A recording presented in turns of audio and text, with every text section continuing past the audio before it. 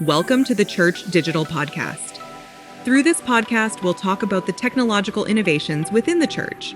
But more than tech for tech itself, we'll address deeper questions. Is disciple making possible digitally? How should we approach the digital mission field? Can a biblically grounded church operate in digital space? Oh, and where does the metaverse and artificial intelligence fit into all of this? Whether you're a big or small church, an established church, or a startup church plant, the Church.digital's goal is to help churches like yours learn to be a multiplying church, digitally and physically. Our heart? That churches like yours would discover a newfounded focus on disciple making that will revolutionize your church. And now here's your host, Jeff Reed. All right, right up here, right off the bat, episode 276 of the Church.digital podcast, and it is good to be back. It is great to be back.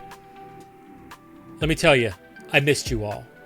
You know, I hear through emails and social media, historically, you know, for many of you, the planters, the digital pastors, the digital planters, the digital practitioners, the digital missionaries, those of you that are out there in that space, how much of an encouragement we've been able to be through the Church Digital, through the blogs and the podcasts and the books and even through the other channels that God blessed me to have access to over the years. And it's been an encouragement. You know, I say this, it's been an encouragement for me to know that many of you we were able to help. And bluntly, as I stepped back over this past 6 months, I took a break, a sabbatical. I'll get into it a little bit. As I took that break, it was you, it was the people, it was you that I missed. It was the stories of life change. It was the conversations about what God is doing through your ministry and about new innovative ideas that you've had. And it was really you, it was the people that I missed the most. And so I am blessed. I am honored to be sitting here in this chair once again, episode 276, continuing on the Church Digital podcast for the next season. So thank you so much for graciously allowing me to come back in after a 6-month break, sabbatical, vacation. I don't know what you want to call this thing. After 25 years of ministry, I'll be honest, I never have actually had sabbatical. Barely have had a vacation here or there. I'm borderline workaholic. And well, to be honest, and maybe we get into this in greater detail at a later point, but somewhere around June 2023, I had a break, like a mental break, a physical break, if it could be broken, it broke, an emotional break in my life. My body broke. I have diabetes type 2. I have arthritis in my knees and legs and feet. I have bad feet pain with the diabetes. There's a number of other ailments. I don't want to make this medical 101, but let's just say I'm 46 years old and I walk around with a cane. That's what it looks like for me to get from point A to point B physically. Like things went south for me quickly. There was an emotional break. You know, my friend John Powell just recently did a podcast. He preached a sermon talking about little T traumas in our life and how, you know, even something simple as, hey, how am I going to pay this bill? How am I going to pay my mortgage? That's not a major trauma, but it's a minor trauma. When you get enough minor traumas in my life, all of a sudden it's a major thing. And summer 23 brought the Reed family into a major trauma situation. And there was a break. I mean, it was minor traumas that contributed and piled up into a major situation. And as a result of it, honestly, I had to step back from leadership and get my family, get my life, get everything figured out. And so I did it. I stepped back from the organization that I founded and was leading at that moment. Actually, it was two. It was the Church Digital and the second, the Digital Church Network. And so stepped back from that. And after 6 months of figuring out what life looks like, what ministry looks like, what family looks like, and after working through multiple different business models and meeting some new friends, man, I'm excited about 2024 and what's in store. We've got some new relationships coming out, and you're gonna hear some things in the podcast and future conversations, future podcasts, talking about Resi and PushPay and Gloo and Start Church, and there's a lot of really awesome things coming up in the life of Jeff and the life of church, the Church Digital as well. You're gonna hear us talk about a new logo, a new website that's coming up for the Church Digital. As I would not say the vision is changing, but I do think there's more clarity, and I think there's more people that are owning larger pieces of it. I never wanted to build an organization that was centered around me. I was very vocal about that. I did not want the Church Digital centered around me, and I love the fact that 2024. We're seeing this happen, where the Church Digital is becoming renewed without it being centered around me. As a fact, I'm not even the guy that's leading the organization. I now have a boss with the Church Digital who gets to tell me what to do, which actually is a highlight of my life. I enjoy that very much. And so in this podcast, we're talking about the Church Digital. We've got Bernie Mapili, who's now the CEO of the Church Digital, and we've got Andy Mage, who's the COO, operating director of the Church Digital. And you've got me, Jeff Reed, the founder, the old guy, the guy, if you're watching on YouTube, shaved his beard, he's got this like gray scruff on his face, new look. But the fact is, what I hope you hear is the same heart for digital discipleship, for doing something different digitally, to reach a different person, to empower a different leader, to disciple in different ways. But at the heart of this, aligning to what Christ has called us, disciple makers in churches, to be biblically. And so here we are, Andy Mage, Bernie Mapili, myself, Jeff with Jeff Reed with the Church Digital. That was weird. Jeff Reed with the Church Digital. In a conversation I'm calling the Church Digital. Here you go. All right, so Jeff here. Let's dig into episode 276, the Church Digital. That may be repetitive. The Church Digital, the Church Digital, the new TCD. Let's go with that. We so took a break, like we talked about on the podcast. Took a little vacation. I haven't had a sabbatical in ever. I'd work in all these churches and they would talk about sabbaticals and never actually, experienced one. And so kind of forced myself to take a little break. And it's awesome because you got this like organization. I don't call myself a massive organization, but there was a lot of stuff that was moving. There was a lot of moving parts. And it's like, I got to step away. I got to take some time, but what are we going to do? And it was beautiful to see this team come together. And so we're going to talk about, some of the pieces, but right here, the two guys that I've got in this interview, in this conversation right now, Bernie Mapili and Andy Mage, man, both of them stepped up in a big way. Like we were already having conversations about bringing these two guys into leadership. And just to be honest, it was like, hey, we were going to like onboard you guys slowly and forget that. Like let's accelerate the timeline a little bit, because that's just the way that I roll. And so Bernie, Andy, y'all, thanks for jumping here on the podcast. Welcome to the deep end, I guess, right? Yeah. Awesome. Well, that was weird. Crowd. Let me in. So Andy's been on the show 3, 4, 5 times. I feel like you've co-hosted this thing. I've co-hosted. We did an entire run on Twitch. That's right. That's right. You were all over that. Yeah, and then I was on a couple of times before that, and then I don't know. I've been in and amongst TCD and DCN for a couple of years now, I think. Yeah. Do we say DCN anymore? Like no, I'm not totally. We'll talk a little. We'll get there at some point. I'm sure. Don't want to let the cat out of the bag too much, because we are talking about the Church Digital. So there's got to be something old that is going out with that. But thanks for that. And Bernie's a new to this concept, new to the podcast, at least new to the public facing. So Bernie, I'll set the stage. I'll tell the story.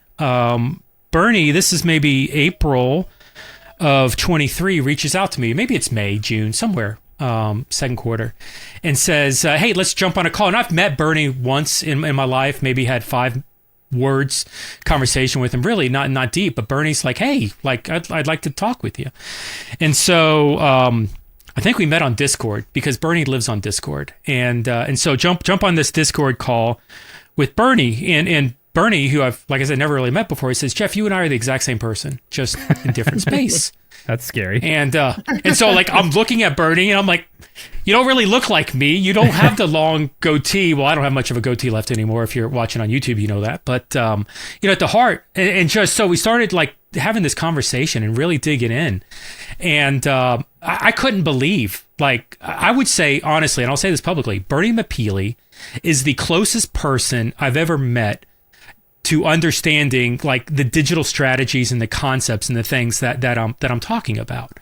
Like the ability for me to trust a person at the drop of a hat, and his posturing on everything. I don't want to make myself like egotistical here, but oh my gosh, he's so easy to work with and so aligned in strategy. Like it's been a beautiful thing. So, all right, Bernie, thanks for jumping on the podcast. We're not going to talk to you anymore for the rest of the show. No, I'm Later, kidding. dude. Nice conversation. Great talk. Bernie, tell us a little bit about, because they know Andy. Andy was co-hosting through like all of season 5. Andy's been around. Bernie, talk to us a little bit. Tell them a little bit about who you are, man. Yeah, Bernie. I go by Romans on the internet, and I am your business guy who loves Jesus. And I think that's the way I'm currently pitching myself to the internet world. I think the secret ability that God has given me is to understand how businesses work in many different environments. And for the past 6+ years, I love things digital, been diving deep into it. I got a strong lean into the video gaming space, but anything on the internet is definitely my jam these days. And yeah, I saw Jeff making all these waves, and everywhere I'd go, he was there, and not just there as an attender like I was, but he was like a guy in the background making things happen. So I just wanted to get to know Jeff and see what you're up to. And I'm definitely not a guy to usurp or take someone's position. I just wanted to come alongside and learn with you. And then you wanted a vacation. So then it was like another example of like Men in Black, where I thought I'll make a partner. maybe I'll make some friends. And no, Agent K was looking for retirement, or in this case, a vacation. And he was like, I'm just Agent. I'm not even an agent yet. I'm just a guy. Andy's already Agent J. And then guy below him, I don't even know. I'm like one of those aliens walking around in the background, and like, Andy's over here shooting dudes with his tiny little baby gun. You're in the back smoking a cigarette going, Zuga! So I just wanted to join the party, but, I'm here to serve the Lord, and here I am. So glad to be here. That's beautiful, Bernie. Back when I started the Church Digital in 2018, 2017, I remember buying the domain name 2017 at a PushPay conference in downtown Disneyland. And just had this vision of creating an organization, a company that was centered around digital discipleship. And honestly, like some of the immediate feedback I got from people that were in the space is, Jeff, why are you calling it the Church Digital? Call it jeffreed.com. Like, make it about you and make it about promoting yourself. And immediately it was, that's not what I'm doing. Like this thing has grounds and potential to be bigger than me. This is not just jeffreed.com. This is the opportunity to represent what the church can and should look like and will look like in digital space, and metaverse, and everything else that's down the road. And so for me, it was not about elevating and positioning and trying to get to the higher run myself. And it's over time it's tried to been, okay, how can I help others get in positions? How can I help platform others and make other ideas better? Whether it's co-writing a book with Dr. John with that one, or whether it's helping others through blogs and podcasts and creating a podcast network, and even looking and seeing, okay, what are my strengths and weaknesses as a leader, and how can I find people around me that can complement and fill in the gaps. I've run, I'm a serial entrepreneur. I've run, well, shoot, at this point, I probably have started 7-8 businesses and nonprofits in my life. And to be honest, like I'm a great starter. I'm a horrible maintainer. And so coming along with somebody like business acumen, like Andy, or excuse me, like Bernie, to be able to maintain that and elevate that beyond what I'm capable of. It's like, why would I not want to involve myself with somebody like that? Or even some of the quality work that Andy and guys like Tom, what they're creating and producing, they're able to move into that space and are able to start to elevate ideas that now I don't have to. I can start to be more niche and targeted in what I'm saying, knowing that there are others that are complementing the overall work that I could do by myself and are able to cover a much larger base. And so working with guys like Bernie, I look at the screen, Bernie, and I see Romans like to the left on the screen. And so I keep wanting to say Romans, but it's Bernie. Bernie and Andy, totally and completely. And so, like the plan was that I was going to be the founder, the organizational leader of theChurch.digital, and with that, Bernie was going to be coming on as an integrator of sorts, as a a CFO, the financial guy. We were jokingly calling him the director of revenue, kind of making him, some of the money piece of that. And then operations would fall under Andy. And then when I had the break in the situation, it was like, all right, I need a break. I need to disconnect. I did. I let go of the organization, and with it, hey, Bernie, how'd you like to run this thing? And honestly, the conversation probably was not much different than that. It was very much, hey, looking around the table, like there was a stint where even Andy was trying to manage some of that, but with everything else that Andy was doing, it didn't make sense. And so Bernie stepped in to lead the Church.digital in the amongst of all of this change. We'll get into it in a little bit, but seriously, just up front, like it's been a pleasure working with these two guys that are here and the other leaders that we've brought into space that we'll get into here in a little bit. So any thoughts on that?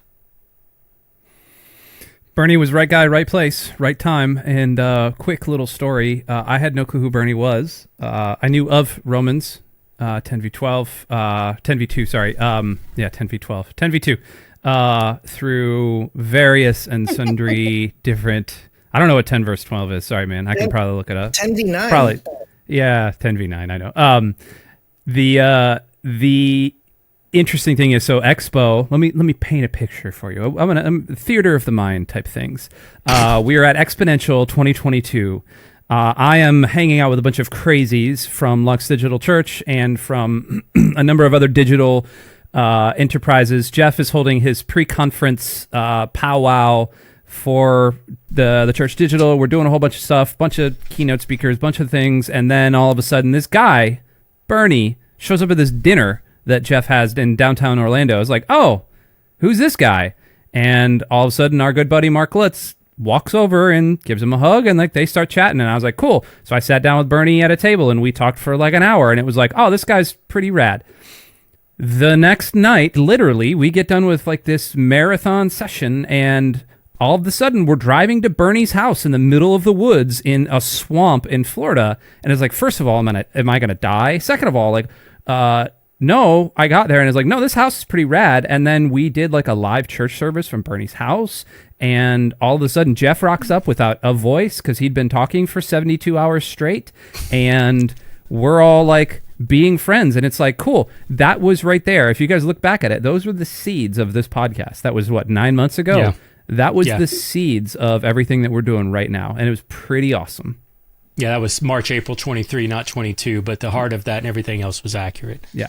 And it's funny, like that's the camaraderie. That's the heart of what digital network, church network was supposed to be and wanted to be, and what the Church.digital will be. It's the unification of ideas and the uniting of crazy people together towards the common cause of Christ, and empowering and strengthening and platforming them to do what God has called them to do. And so, like, to me, that was another. I would totally agree. And I'm going to build off what you just said. The best part of that 96-hour period that was Exponential 2023 was by the end of it, I didn't have a voice. Mm-hmm. I mean, literally, I could not talk more than 15 seconds in a row. And so it was not the once again, quite literally, it was not the Jeff Reed show. It was other people stepping up and speaking in because my voice was literally gone. It was funny. I actually left the conference early because I had to go catch a plane. I was going on a trip to Israel, which is ironic in this moment. But the fact was that I didn't even finish it off. I handed the notes to Joey Santos, and I had Mark do some things and others, and I was like, hey guys, I need you to land the plan on this conference. And so once again, it wasn't about me. It was about empowering others and equipping others to get into it. And I think it's a very important lesson for a leader to be able to build something beyond even what they can do here. Yep. And that's one of the reasons I love working with these two, is because Andy, Bernie, like, they see that. And how we can empower other leaders to come alongside us. And even, some of the other leadership team, Jason Morris and Leighton and Roz and Nicole and so many others are involved. Stunami, so many others are involved in this thing from day to day. Tom. And so having them doing what they're doing, contributing, is such a good thing. So, all right, well, let's get into this a little bit. I want to talk about maybe what some of the church digital is coming and what it's evolving into. So, hey, we've got this new brand. Maybe? Yeah. Oh no, we have a new brand. It's there, right? Like, we can say that. We have a new brand, and it is somewhere that sits on my desk as I stall for time to pull it back up because I had closed the thing. You see, we should have rehearsed this, and we didn't rehearse it. That's on me. We should have. All right, on three. Do you want to give me like a drum roll or something? Drum roll? Yeah. There it is, ladies and gentlemen. The Church Digital. Now, what's awesome is this is a podcast, so no one can actually see this. Yeah, you're not wrong.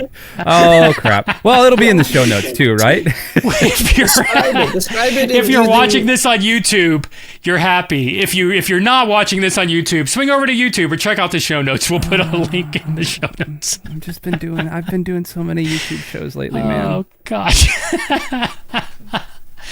Awesome. So, hey, we're excited to roll out the new brand of the Church Digital. And so we've got a new website that's in works, and we're hopefully going to see this launch very soon. But more than just a pretty new cross and a little more 8-bit digitized look, as opposed to what I'm told is the more dated podcast symbol look that we had before. There may be a little sarcasm in that. We may want to dig into that. I got to let go of some stuff. Maybe a little bit. I'm going to diagnose myself in that moment. That was a little more jaded than I meant it to come out of my mouth. But no, I do. I'm excited about the new look. I love change.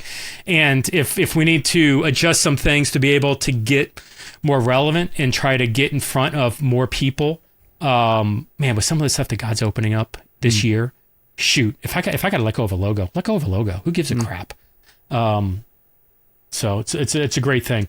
But more than the leadership, man, like there's a new perspective towards doing things. Like, I know, man, I'm really excited about some of the stuff that Jason Morris, J-Mo, is commonly known here within the org. Some of the stuff that he's doing with the movement system.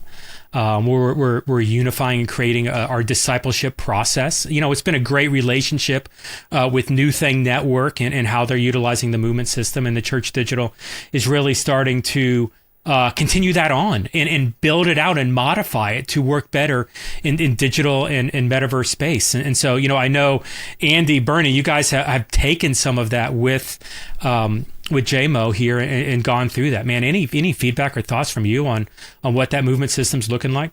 It is so interesting stepping into something like NewThing and stepping into established things that NewThing has, because you look at everything that they have done for however many years NewThing's been around, 9, 10 years, something like that. And they have some pretty established patterns, but this digital thing, this is kind of the Wild Wild West. It's the new frontier. And empowering people like Jason Morris, empowering people like Leighton, empowering the people that really have their fingers in the dirt on this one is really cool, because there's a lot of innovation happening there. There are literally meetings that are happening, well, essentially every other week, where we're hashing out not like, oh, what platform should we use, but instead, how do we reach more people for Jesus? We'll let the chips fall where they may, and we are strictly focused on the discipleship aspect of it. And I think, Jeff, to your point, starting this back in 2018, that was that was the idea at the very beginning of the Church Digital, empowering people to make more disciples, to continue on to reach all nations. But I think it took us up till this point as a church community, like as God's capital K kingdom, to realize that the tools are there and the tools are pretty ubiquitous. We no longer have to have the conversation of how to get a stream up or how to do this or that, because that's pretty much everywhere. Now we get to actually do the fun work of, okay, how do I take people from where they were to meeting Jesus to now turning into actual disciples? And that right there, I credit Jason and I credit Leighton for everything that they're doing under the Church Digital sort of banner to really propel this forward. And I'm super, super stoked for the next 3 to 6 months with everything that they are developing. And then, oh, by the way, with some of our partnerships that we're able to ship a lot of that mindset into, people like Gloo, people like Start Church even, we were just talking about them, and some other sort of assorted responsibilities around that we're able to give this contextual information to and say, okay, go into your communities and make disciples. Here you go. Andy said there's actually what I took from the class is he contextualized it. I think the longest time I'll go through seasons of running Bible study groups in and out, but it felt more like I was a caveman who didn't understand what fire was. And I'm just like, oh, warm. And so we'd enjoy the fire that's there. And sometimes the fire's there, sometimes not. But now, and I run it tonight will be the first night. I got 3 guys that I've discipled and I haven't discipled in probably 4 or 5 years that we're going to reconnect, go through some discipleship stuff or go through some Bible study stuff. But whether they know it or not, they're going through the program that JMO's teaching. And we'll see where they stand, because I don't think they necessarily want to do it, but they all want to elevate their Christian game, if you will. And that's why they're meeting, not only just for the fellowship, but I could see them very well in short order having all 3 of these guys going from consuming the Bible to participating and running a group of their own. I love that. It's one of the podcasts we're working on right now is, I'll give away one of the punchlines. It's Matt Welty. He's been on the podcast a couple of times. He's director of technology at Crossroads. Crossroads is a big church, Ohio. Are they Cincinnati? Andy, do you know? Somewhere just outside of Cincinnati, I think. Just outside of Cincinnati. Multi-campus. I know they're in Kentucky as well. Like they're kind of multi-site all over the place. But I saw him speak at the Church IT Network here. It was in West Palm Beach, maybe back in November. And so I'm forgetting the exact stat. But the heart of what the stat that he quoted was that they actually documented, essentially what it was that everybody nobody attends church for 4 weeks a month, 100% anymore. And so like of the people, when they miss church, those that watch online and engage in digital relationships, they actually scored it out. And I'm going to get Matt on because I actually want him to say the exact words here. But those that engage online had a higher level of discipleship within their life than those that only engaged in physical space.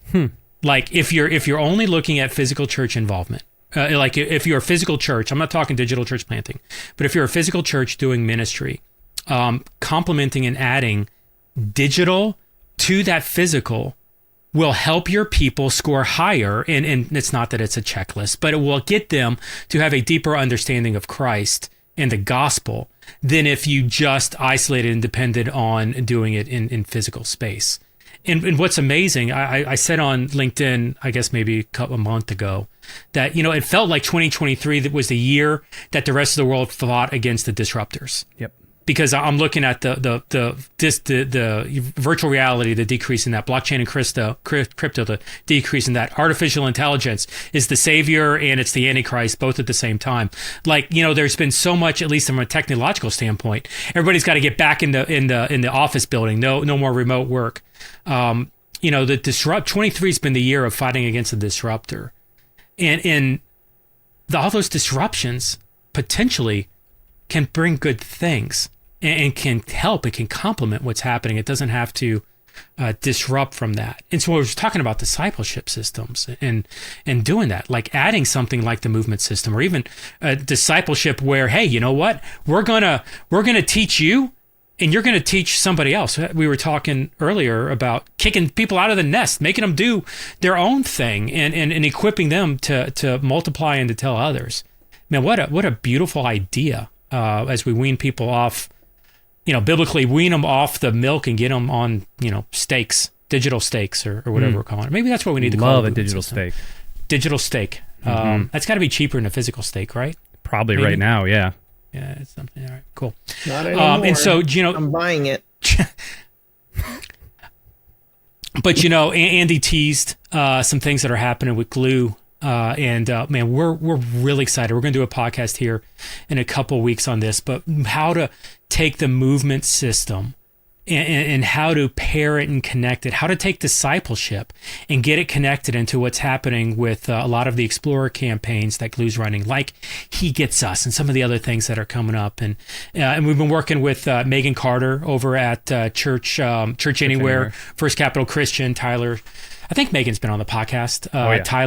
Megan's been on. But Andy's been doing some things. We'll talk about that in a little bit. But, Megan and some of the things that she brings into the process, some of her wisdom from a mental health capacity.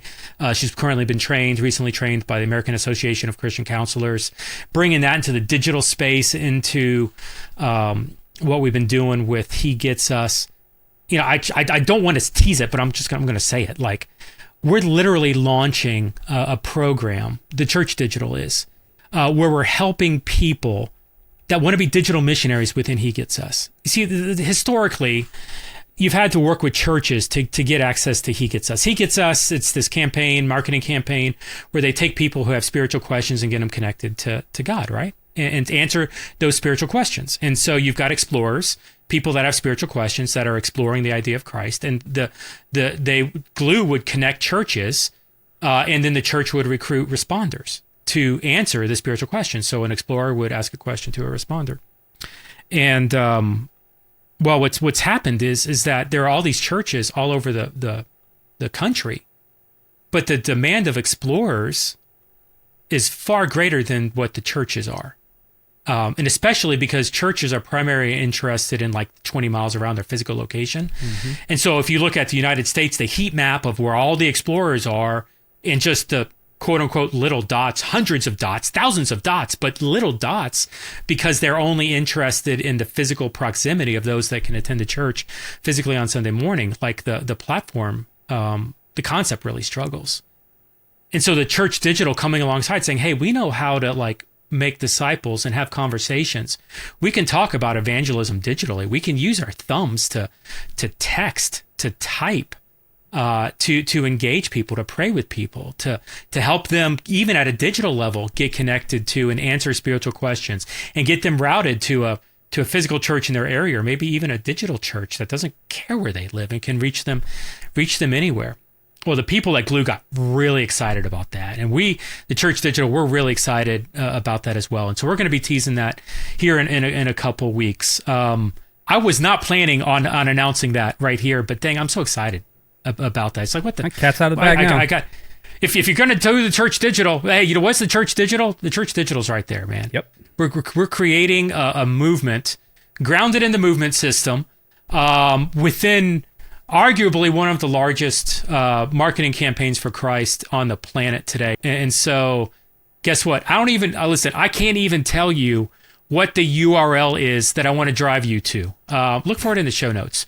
But if you're interested in this, we'll be talking about it. We're going to make a lot of noise, believe me, coming up. But we're going to have more information for you help you all get connected. Whether your church wants to or not, if you're interested in getting connected, in helping answer spiritual questions and doing digital ministry, we want you. Come on board and come be a part of what we're doing through the Church.digital. Awesome. And so, listen, that's been a lot of what JMO's been up to. Bernie, you've been working a lot with Flat Cap, with Leighton. You want to talk a little bit about maybe with some of the stuff he's been working on? Leighton he's connecting a lot of dots. Just recently, he spoke to some folks. I'm getting his story confused with another story I heard today. But his was folks overseas where they can only talk about Jesus digitally because any other means can lead to arrest, and you can lose everything if you do it in person. And we've heard this story a couple times. We've met with some other folks. Jeff and I have met with some other folks where that's their whole ministry, because in the country in the Middle East that they operate in, it's illegal to evangelize, and you have to already be a Christian to talk about Jesus things.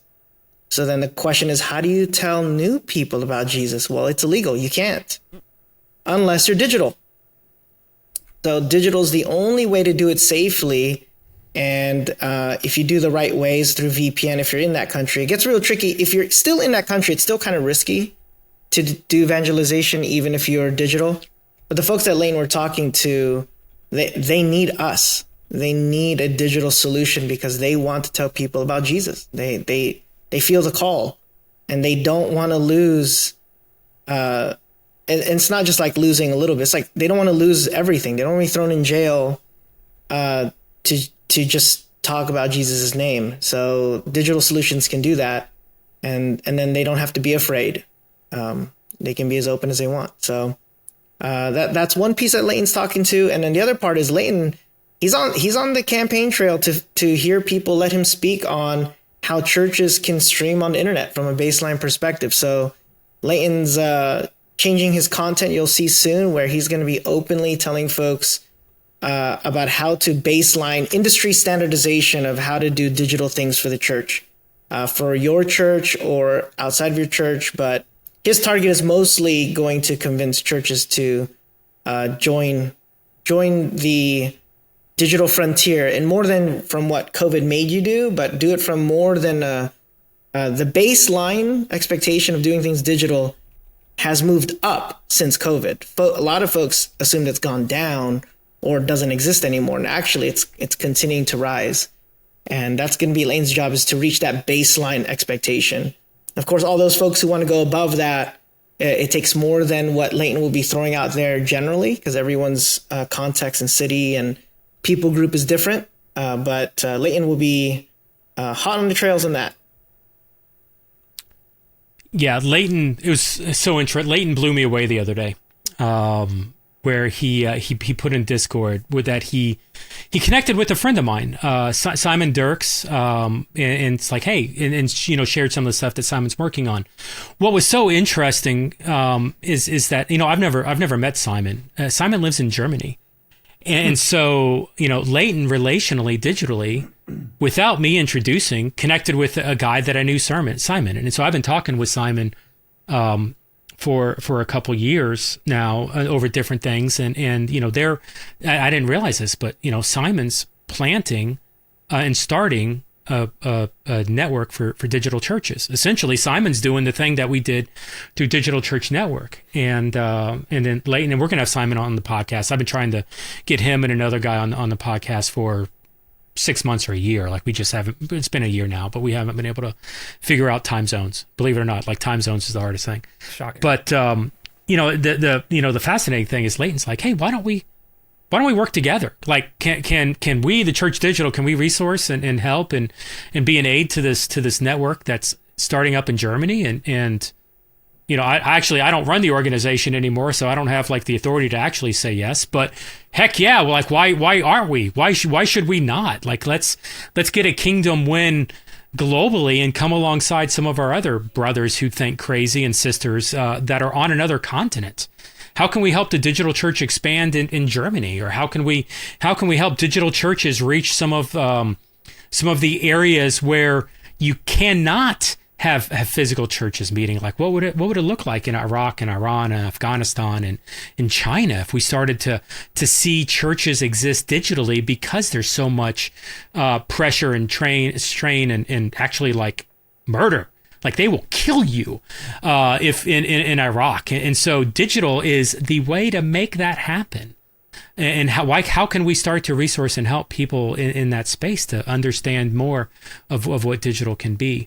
And so, like, the future of the Church Digital, for us not only to create movements here in America, but resource and vision people outside of the U.S. globally and come alongside them of what's happening. man, it's starting to really look beautiful what 2024 can be. Okay, so we've been talking about the Avengers. We've not been talking about the Avengers, but we've been talking about this idea of doing digital Avengers, and about how the team that we've been building through the church digital, how we can start to step in and maybe avenge something. I don't know. The analogy probably breaks down, but Bernie, the Avengers is your heart, man. You want to talk a little bit about that? Well, as a nerd of things, I always love the idea, and I think Andy helped form this as well. I love the idea of calling us Avengers, I guess. I don't know who, Andy, did you choose who you would be? You did. I don't recall who it was. Who was it? I want to say for the record, we've been saying Avengers, but it's really X-Men. Well, like somehow we all tailored towards the X-Men side. Yeah, I think that's just because of awesomeness, and plus, like, the Avengers are played out. Like, don't at me, anybody that's listening. The Avengers are played out. Oh no! Come on, we just lost viewers forever. Yeah, that's fine. I think I ended up being something like either Cyclops or Gambit. Maybe, is that what I heard? I like the Cyclops. I think you're like a really good leader. You're like the leader guy. I don't know about I can that. see Gambit is a kind of a not such a good guy, right? Is he a good guy?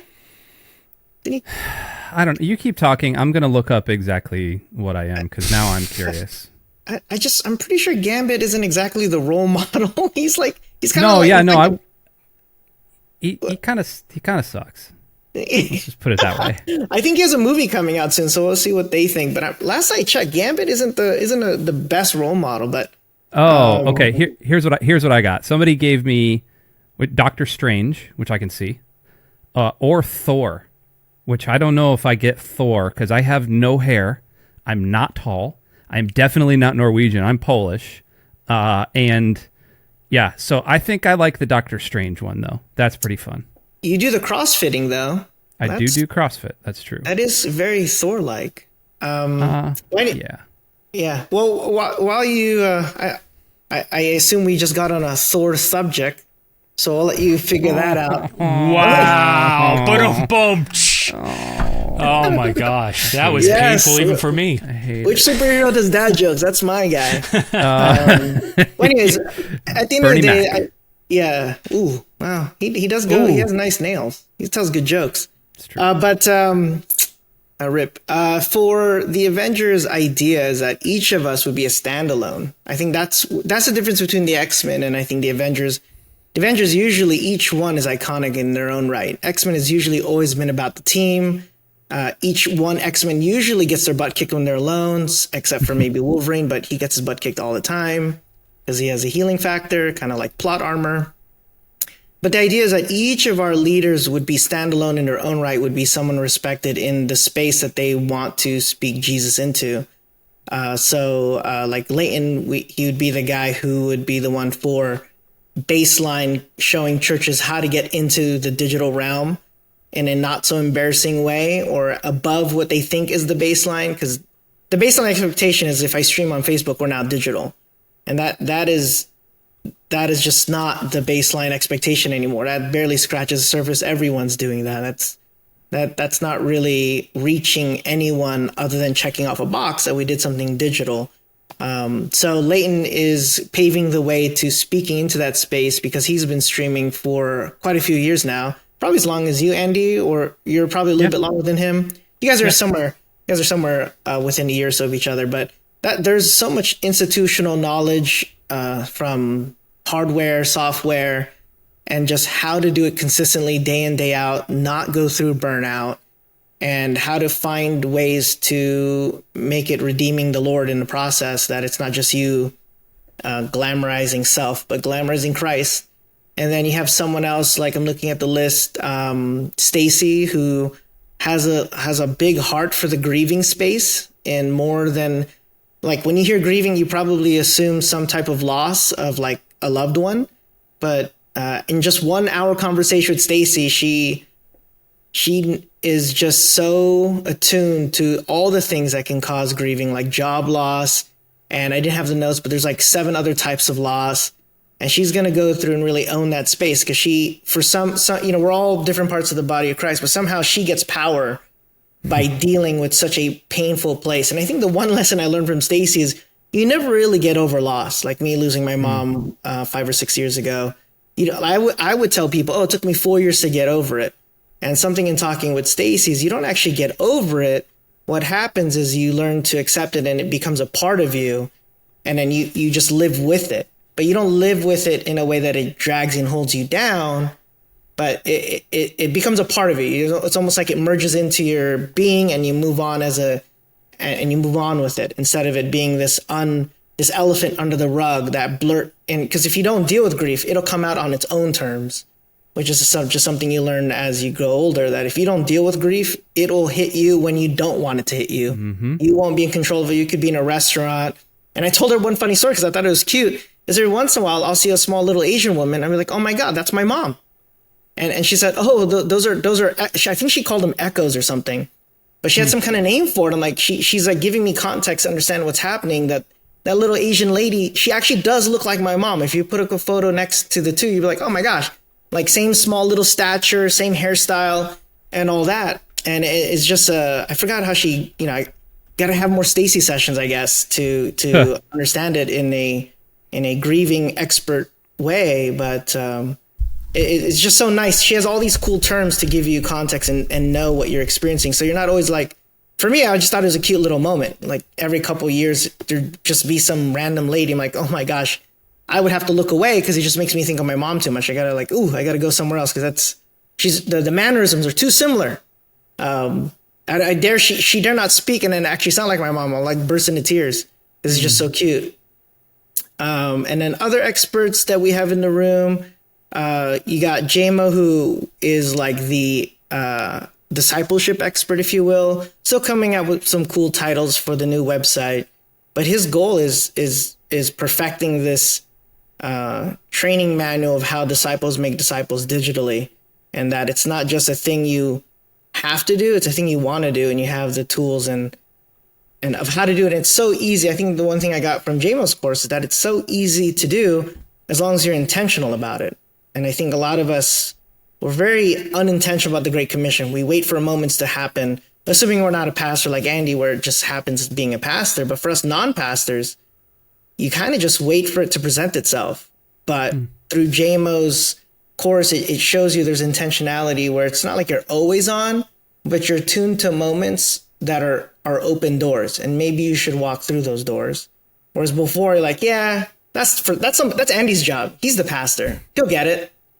And I think that's like so the wrong mentality of Christians today. It's not, the pastor is just a guy like everyone else. It's not his job to do all the Jesus things. It's our job as Christians. So there you go.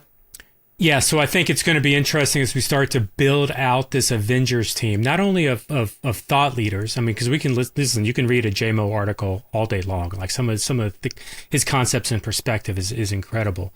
And so like there's thought leaderships, but there's also like consultants. Like how can Leighton come and develop that base, help your church develop that baseline for what digital needs to be? How can you elevate your game to get to that, to even just the beginning level? How do you move beyond just streaming?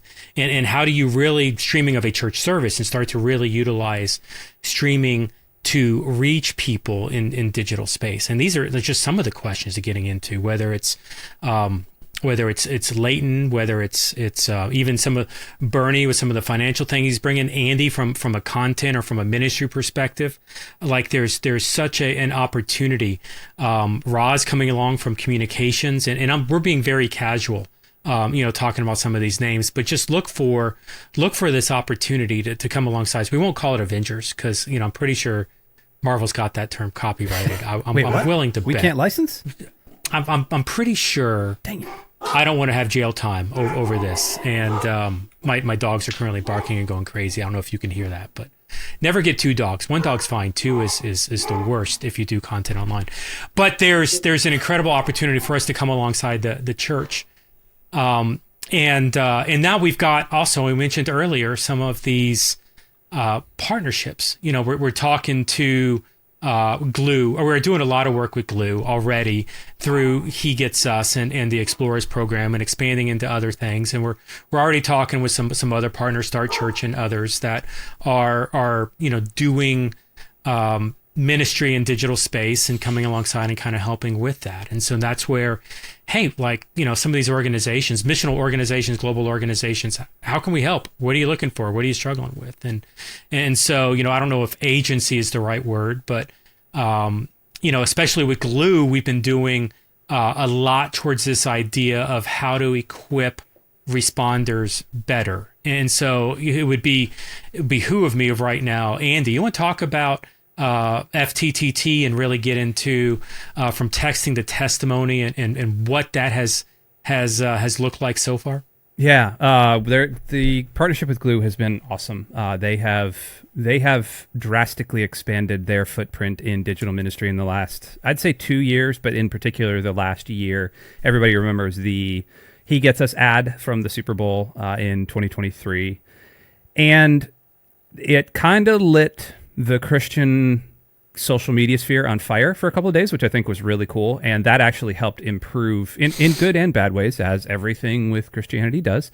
And that actually helped improve the standing of what Gloo was trying to do, which is really become the premier technical platform for Christianity, utilizing all sorts of different partnerships and kind of a big wealth of database knowledge and, a unique team of engineers.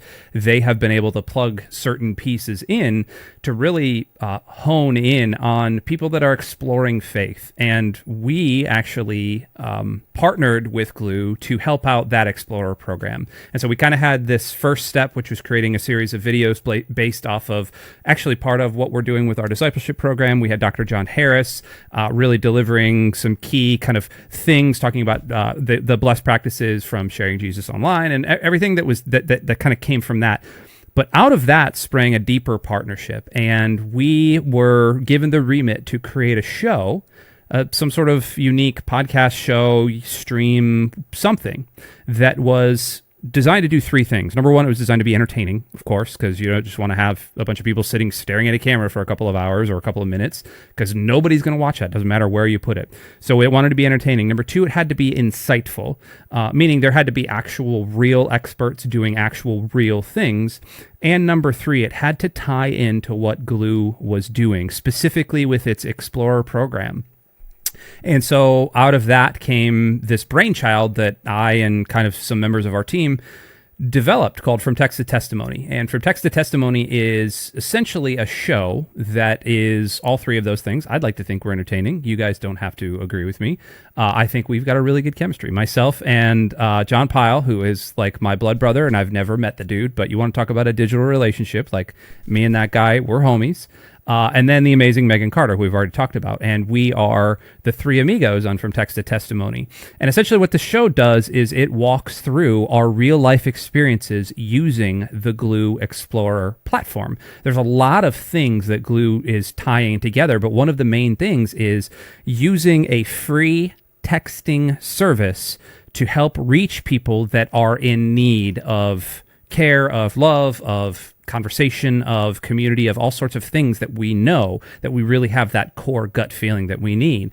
From Text to Testimony addresses a lot of the holes that are currently in that program, a lot of things that we have seen, a lot of the experiences we had, a lot of the conversations, and then out of that, we draw practical learning and practical tips.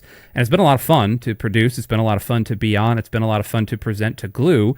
You can check us out actually on our Church.digital YouTube page. Also, Gloo is going to be marketing that as well. So if you're ever in touch with anything that Gloo is doing, please do us a favor and click the FTTT link. I don't care if you watch it, just click the link. Make us, give us a little boost there with Gloo. That's called viral marketing, right? We're allowed to do that. That show, by the way, is going to continue. We are blogging about it. We're posting about it. We are doing the thing. And I have had a ton of fun getting a chance to just talk with Megan and with John and really get into some of what people are actually struggling with, things like anxiety and depression and mental health and grief and loss. And we talk about Power Rangers, and then we loop that right into, mental health conversations, because it does happen, and all sorts of things in there. So check it out, From Text to Testimony. It's a lot of fun. Yeah, I just want to contribute here. That show is incredible. The entertaining, yeah. No, I'm kidding. It's entertaining. Thanks, Jeff. But the heartfelt conversations, digging into topics for digital missionaries and people that are sharing Jesus digitally on social media or via texting, like we're doing it for Gloo, aimed at Gloo. People that are part of the Explorers program, people that are responders and active into that. But beyond that, if you are currently doing any sort of digital ministry, like hands-on, in the weeds, interacting with people directly, like that is your show. These are your people, and what they're doing to practically equip on how to handle mental health issues and other challenges that you're facing with the Explorer program and otherwise. Like it's a very good resource for people that are in the midst of that. And so, I mean, really, it's become one of the kind of flagship things that we've been doing here with the Church Digital. Like there's my podcast obviously is coming back, but that has stepped up in a big way. I'm going to be doing some things over with our friends over at Resi and PushPay, and you'll see some of that. We'll talk about more of that in the future. But even like, I don't know if we can we get Tom Pounder on the phone? Like, is he available? We're gonna have him. Yeah, we're gonna have him call in just a few minutes. Is he gonna sneak in? Yeah, man. Some of the stuff, like I want, as he's coming in, I want to say this before he actually jumps on, because Tom Pounder is freaking incredible. Yeah. The stuff that he generates for you, for the kingdom, is incredible. And the dude's been doing it for years.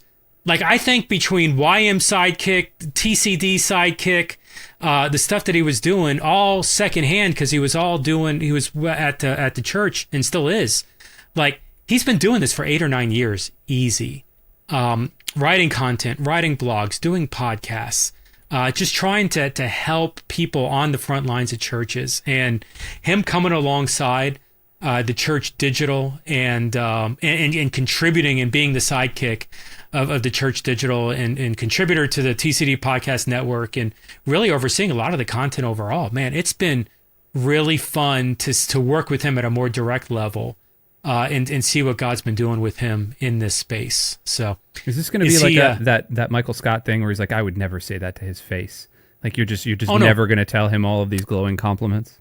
I'm totally going to bust his butt for coming on late, even though we told him 5 o'clock and not whatever time it's supposed to be. So no, I would never say this. He'll listen to it and he'll be like, "Oh, that's sweet," and then I'll totally deny I said it. Hey, for years, I'll just be honest right here. For years, I wasn't sure Tom was actually a real person. I thought he was a Russian spam bot. Because yes, comrade. It's true. Because I would never actually see him. I knew all of his friends. His friends would tell me, because I would see his friends all the time. But Tom never went to conferences. He never aligned to things. And he just couldn't get out. And so I wasn't sure Tom was an actual person. In many ways. Now I've seen Tom. We've been able to be in physical space once or twice, I think. I now feel that about John Pyle, by the way. I'm not sure John Paul's a real person. I think he's just really good. I don't think he is either. I think he's like one of those VTubers. I think he's a VTuber.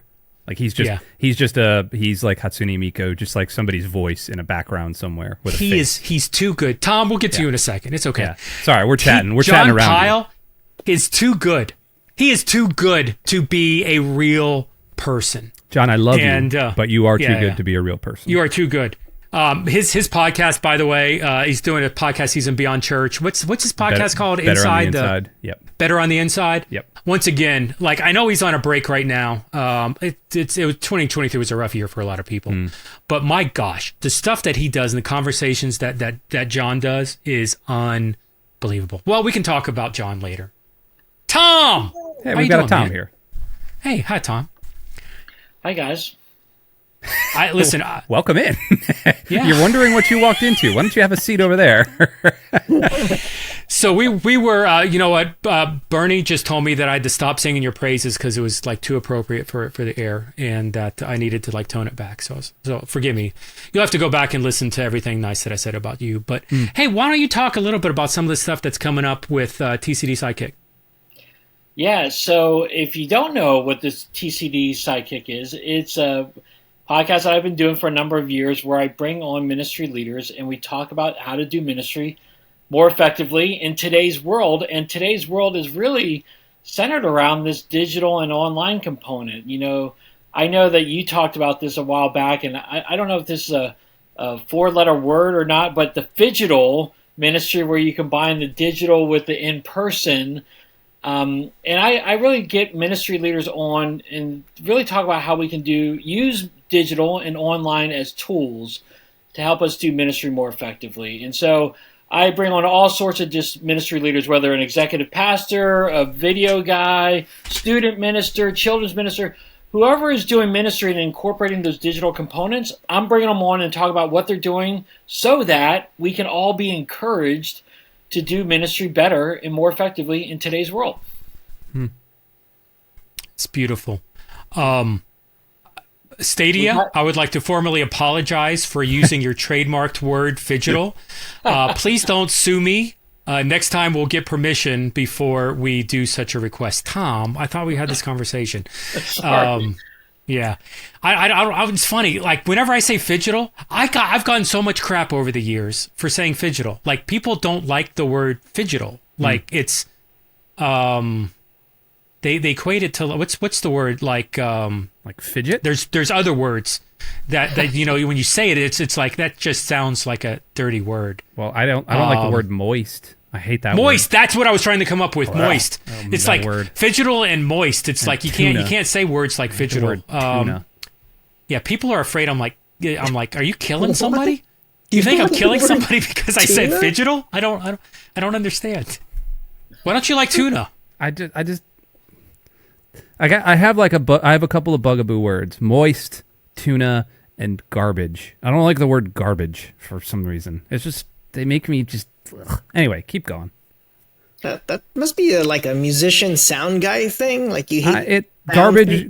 Okay, a quick story. Garbage is one of those words that, like, as a neurotic 12-year-old or 11-year-old, I was like trying to go to sleep, and I have a terrible time sleeping. Every year since I've been alive, I just can't fall asleep. My mind doesn't shut off. And so I was sitting there literally staring at the ceiling, and it got caught. You ever get caught in a word, and you just like think about the word, and then you think about it, and then you think about it? Well, that was garbage for me. And it was like garbage. And I did it for it felt like an hour. It was probably only 5 minutes, but that word kept repeating, and I learned to hate it at that point. So we don't call it the garbage around here. We call it the trash. Take out the trash, please. I'm going to start the garbage podcast. Don't. I'm unsubscribing right now. Tuna.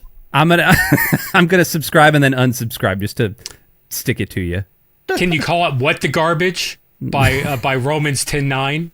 That would be awesome. Would love that. So Tom, man, listen up front, and I was singing your praises earlier, even though Romans told me to shut up. The heart that you've poured into the Church Digital with the content that you're writing and complimenting and coming into, and when I took the break, carried for 6 months. Man, it has been awesome. And I've heard from many out there that it's benefited. And so thank you for doing the effort, for taking the time, for carrying like you did. And Tom's not going anywhere. And we're looking forward to ramping even more up. But man, thanks for some of the work that you've done for the kingdom over the past 6 months or so. Longer than thanks. that. I mean, honestly, like here's the deal. Like, again, when I started doing digital ministry, I was very much a self-taught guy. I didn't go to school for this. I didn't do training. I went to school for youth ministry. And so I had to learn all this stuff so I would latch on to people that were doing this. So that's how I first discovered who you were, Jeff, and then got connected with Andy and everybody else. But the reality is, my heart is to really help equip people and give them practical ability so that they can say, you know what, this isn't rocket science. I can incorporate digital stuff into my ministry. I can learn this stuff too. And I can be a digital missionary and encourage people in Christ no matter where they live or what they're doing. And so that's really my heart, is really to help raise up leaders that they think, hey, I can do this. This is possible for me to do.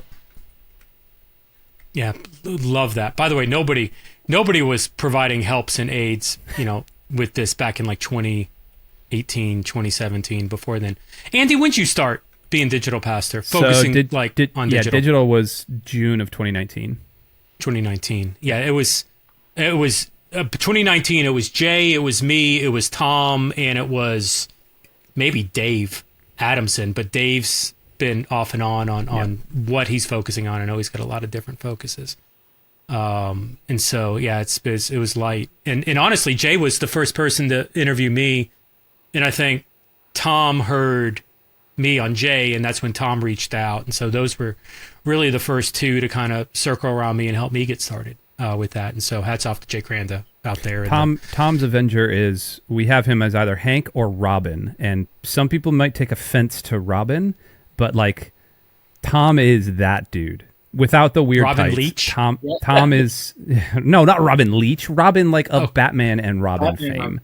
Yeah, we're jumping like metaverses. We can't listen, go from man, DC to Marvel to DC. I didn't come up with it. Okay, I'm just Can he saying, be like Iron Lad? Can we? Robin is like my favorite. I know the Avengers is Marvel, and so I'm okay with Hank. But when I thought of sidekick, I'm thinking I'm the Robin of you all, and so I want to help you guys, and that's kind of where I figured I'd play in. Is this the Does Robin Marvel actually have Batman? a good sidekick? Wait, what? What'd you say? Bernie? There was a certain Robin that did killed try to kill Batman or tried to. Yeah, that was the Dark Batman. So Dick Grayson is my favorite Robin. He was the original, and he became Nightwing. So yes. Yeah, which are you trying to kill me, Tom? Wait! This just got ugly. Yeah, Tom, are you trying to take me out? Well, no, you're taking Bernie. It's now Bernie's problem. It's not me. Yes, I'm clear. Sleep with one eye open, Bernie. Wait. If we really think about it, that makes him the first Robin, which would make you would be the third Robin, which would make me the fourth one. You're the little kid, you're the Damien? evil one. He's the evil one. Right. Yeah, I'm Damien. Oh, I'm the best one. Yeah. Well, are we sure about that? Yeah, that still remains to be seen. That's the equivalent of my DC knowledge right there. That's all I've got, ladies and gentlemen. That's all you need. Hey, you'll notice one thing here. We've been talking a lot about the Church Digital, and we've really not said anything except a passing joke about Digital Church Network, DCN, the church planting organization that we started, or that I started. And, it got confusing. Like, I don't want to, try to mince words on this. The idea of trying to market and communicate two separate organizations, the weight and the burden, it didn't make any sense. And as I started talking to people about how there were two separate, like people that knew what we were doing, honestly, people were telling me, hey, Jeff, we have no idea what you're talking about. We just know it's you. We just see you talking about it. And so the idea of having the two separate organizations running, one, the Church Digital as a for-profit aimed at helping establish churches, and two, Digital Church Network, which is aimed at helping plant digital churches. The overlap just became where it didn't make sense to really separate them. And so we went through this process, and it's taken 6 months or so, honestly, to combine the two together, the Church Digital and the Digital Church Network. And the cage match for which domain name would actually win went to the Church Digital. One of the reasons why is because it would kill me inside if we actually lost TCD. Change the logo, fine, but I let's keep that sucker going. I'm kidding. There's other reasons, but I do actually really love the idea of the Church Digital. So, our dedication to church planting still there, if not stronger. It's tied into the movement system, and you're going to see that ramp up, arguably exponentially, as we start to get more leaders like Stunami and more leaders like Megan as we start to resource other organizations like what's happening in Germany, which we'll get more into that later. And so our passion to be, once again, the people that are dealing with the crazies, that are helping resource the crazies. One crazy is a nut job. Two crazies is something to consider. Three crazies, well, they're a force to be reckoned with. And so I think we're lining a bunch of crazies up, Tom Pounder included, trying to kill off Bernie. But what I think you're going to see with the Church Digital in the future is going to be a powerful force to reckon with as we leverage digital discipleship to reach and empower people to what God has called them to do in physical and digital space. So I am so looking forward to what the future holds with this organization as it continues to grow and expand. And so that may be all I have to say from a podcast host perspective. As we're landing the plane here, guys, and you know what? I haven't wrapped up a podcast in like 6 months. I'm actually like, what am I supposed to do at this moment? As we're landing the plane, because that's my catchphrase that I've said 275 times. Tom, any closing thoughts on your side? Happy to be here. I am really excited about what the new year is going to bring for the Church Digital and the Digital Church Network. Tom. Digital Church Network is dead. That's 2 violations. We got Phygital and DCN. Phygital and DCN in the same podcast. I don't even know. All right, so we're very happy for what's coming into Church Digital. And Happy New Year. Need like the Family Feud X. You could just cut all of me out of this. Oh no, it's staying. It's staying, my guy. Every second of that's in. That's good. Andy, the person who should have shipped out the language guide, who's going to hopefully get that out. Maybe Roz can put something together in the next couple of days. What? Sounds like I got work to do on our branding guide. That's awesome. 2024. Any closing thoughts as we're landing the plane? 2024 is going to be rad. We've got some really cool partnerships. We've got a really cool team established, and like for the first time in, I think, hopefully since Jeff started this, there is a lot of real like big growth happening, not just being Jeff led, but being team led. And the only way this is going to succeed is if we can help Jeff really spearhead this. So I'm super stoked to be part of this team, and yeah, it's going to be a really, really cool year. Awesome. Bernie, any closing thoughts on your side? Nope. Bye. Good answer. Wow. That's how he leads his meetings, by the way. This is the power of editing. The power of editing. I actually had a closing thing. It turns out I'm actually the third Robin, which is Tim Drake. That makes Andy the bad boy Robin. Jason Todd, I knew it. Who Joker kills, who then doesn't die, comes back for vengeance. So actually, Andy's the bad Robin. And Damien is the fifth one. And Tim Drake, I'm just the innocent one. I'm like Dick Grayson. I'm like Tom. We're just the innocent Robin sidekick guys. It's just good to be one of the good guys. All right, so Andy's officially Red Hood. Is that what we're saying? Okay. He's the guy who gets killed by the Joker. That's the part that. Oof. Oh, an inauspicious end. I love it. Yeah. Nice work, Jeff. That's your fault. Awesome. Why did you let Joker live all these years? This is why I hang out in Marvel World, because like it's happier. It's less gruesome. Yeah. Yeah. Just don't read anything Spider-Man related, because apparently the real tagline is Spider-Man never gets anything nice. So. Huh. Yeah, the real Spider-Man, Peter Parker, they've decided to never let him have a happy ending. He will never be happy. Huh. Miles Morales and all the other Spider people can have happy endings. Peter Parker cannot. Sorry. And end. Podcast, end. Pause. There we go. Yeah. Stop. There we go. I mean, I want to say technically it's not your podcast because I'm the host, but you're my boss. So, hey, on that end, we're going to land the plane. This has been great.